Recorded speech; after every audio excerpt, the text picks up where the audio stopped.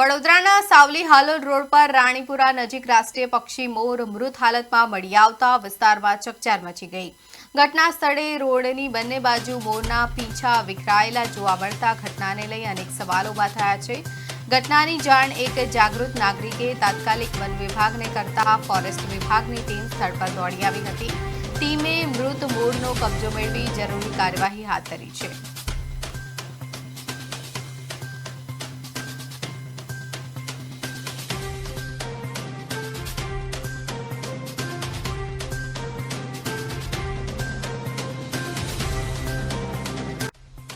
થવી જોઈએ।